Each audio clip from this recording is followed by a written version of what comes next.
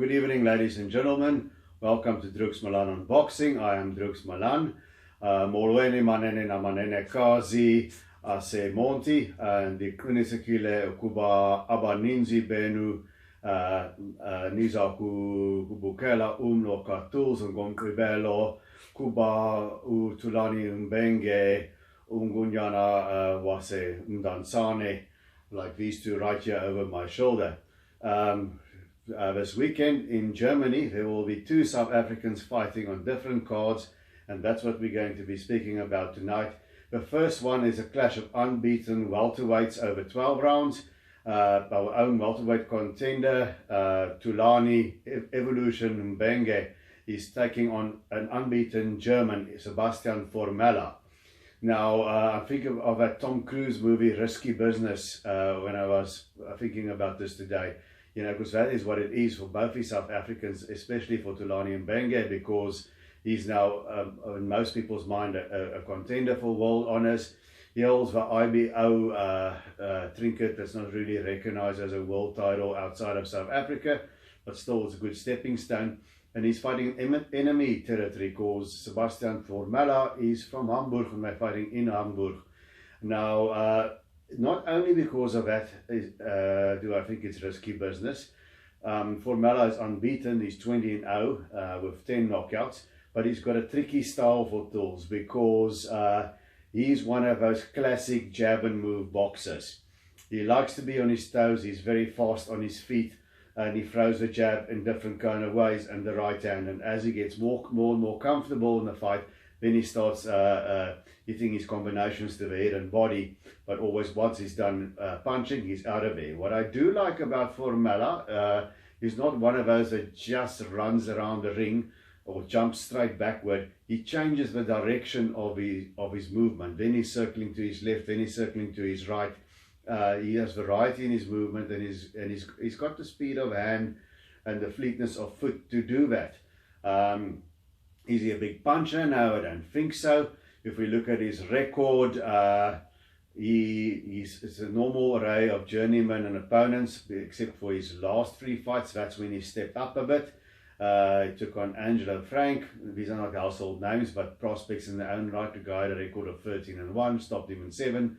Then took on Elias Isaudi. I'm not sure if I pronounced the name right, but stopped him in 7 rounds as well. That guy was 13-0, and in his last fight, he went 12 rounds with a guy many of you might know from Namibia, Betuel Ushona, experienced campaigner with 40-odd fights.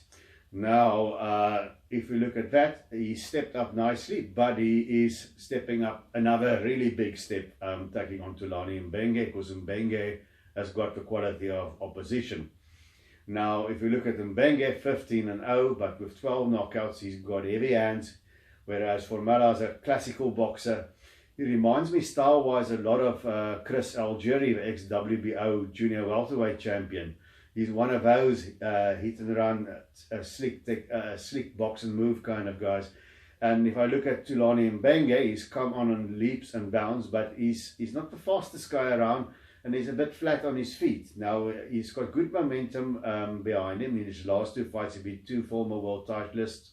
One was Diego Chavez, and the other one was Miguel Vasquez. He stopped both of them. Vasquez since went the distance, a British prospect, O'Hara Davies. So that tells you something. The power of tools is real. He's got a nice power jab. He's got a good body attack. He's got power in both hands. The critique against him has always been that he tries to make every punch a knockout punch. He gets frustrated in the middle rounds and sort of veers off course. And sometimes he throws himself off balance by putting everything in every shot. Now, he has made progress. In his last fight against Vasquez, he also got frustrated in the middle rounds, but then he righted the ship. So he's made progress. He doesn't overshoot as much as he used to, but he still does a little bit. And I think Formella is a very difficult style for Thulani Mbenge. Now, the big question mark here is, can Formella take what Mbenge throws? And will Mbenge be able to reach Formella often enough? Because the thing that makes me nervous about this fight, it could very easily go into one of these fights where the judges have to choose in every round between the one fighter who is up on his toes, throwing the volume of punches, but not really so effective. Just a steady stream of jabs, as opposed to a fighter who's an aggressor, but only lands a power shot every now and then. Now, if it's that kind of choice, I don't think the judges in Hamburg is going to do Tools any favors here, and Formella might be able to post an upset.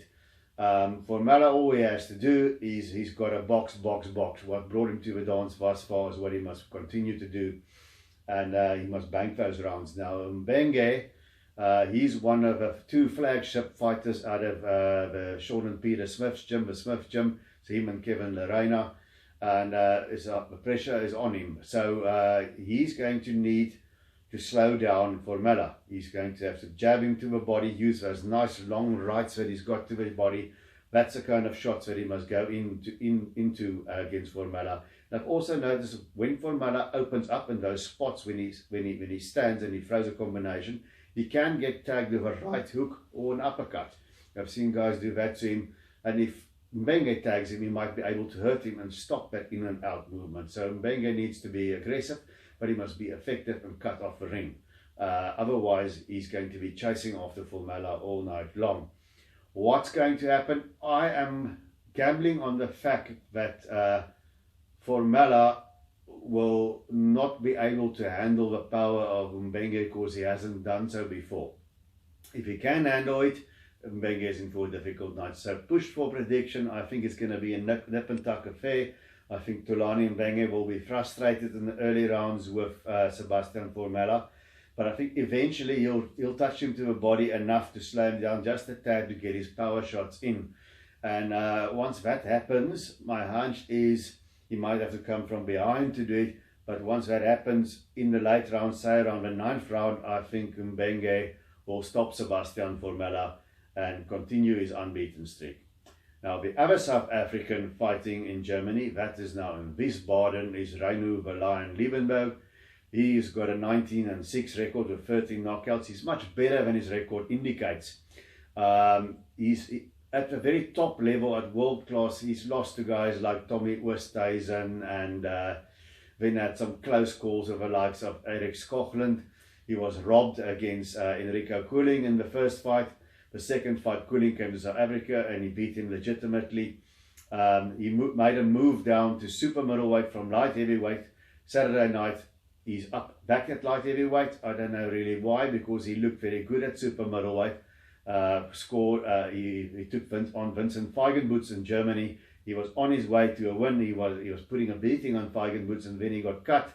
It looked like he could fight on, but once again, he was not a home fighter, so the referee didn't waste an opportunity to stop the fight and declare Feigenbutz a winner. That was a real pity. I think Reino was hard done in that fight. And his last fight, he knocked out Alfonso Thyssen. So now he's back up to light heavyweight. So I don't think he's going to have a power, but he's taking on a guy called Hannig, who is 7-0. Now, just on the paper, you think, okay, it's a youngster, inexperienced. Reino might be able to run him out of the ring, but it's not going to happen. I think in his last fight, Hannig beat a guy called Ryan Ford, a Canadian guy. Now, Ryan Ford is a guy who's fought world-class fighters before. He loses, but he goes the distance. He's a decent sort of opponent. And if Hannig had a glass jaw or was a built-up fighter, a guy like Ryan Ford would have given him a few harrowing moments. So I think Hannig will be able to take what Reino dish out. And style-wise, I can't tell anything. The only footage I could find is of him scoring 2 quick knockouts, all with a left hook. He does have a very nice, sneaky, short left hook that he throws with devastating effect, so the power is there. So how do you negate the left hook? One of the basic methods is keep your right hand up here, keep it glued to the side of your face, and that's what Reino will have to do here. Now the thing about Reino Liebenberg, it's the weirdest thing to me. When he uses his jab consistently, he looks like $1 million, like the first fight against Koeling and also against Feigenbutz. When he abandons that, then it becomes sort of sloppy, and when he likes to roll, as he says, but then it becomes rough and tumble, and he doesn't look, to me, nearly as good. So for Reino Liebenberg, he's once again in the lines, then judges aren't going to do him any favors. He's got to up the volume. I see Hannig is a muscular, stout sort of type. He's got to up the volume, and he's got to simply outwork Hannig. This is over 10 rounds, not over 12. So he's got to outwork Hannig and use that jab. Hope that he can tire him out and maybe overwhelm him to a late stoppage. I somehow can't see it happening.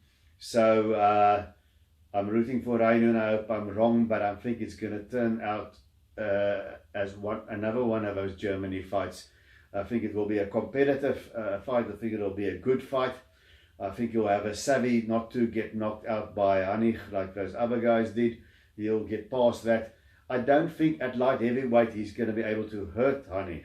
So I've got to go here. I think it's going to be somewhat like the Eric Scotland fight. It's going to be a close fight. It's going to be a rough affair. And I think in the end, in the close fight, the home guy is going to get the decision. So I've got to go for Hannig with unanimous decision here in one of those close fights where the loser is going to be feel done in by. So that is my prediction for the weekend. I think Thulani Mbenge, he's got a difficult style matchup, but my feeling is he's going to come through with a late round stoppage. Reino, I think it's going to be another one of those German fights for the away fighter, and he's going to lose a close decision. Let's hope I'm wrong in Reino's case, because I'm a big fan of his, but I've got to call it like I see it. Then guys, also please go to www.couchpotatofightguru.blogspot.com. I write a blog there. I'm also a contributing writer for Ring Magazine, the Bible of Boxing. You can go to www.ringtv.com and hit the subscribe button to the magazine. You can also subscribe to the digital edition, which is a lot cheaper and more immediate. And guys, please like and share and subscribe this channel if you enjoy it. Until I see you again, remember to keep those hands up.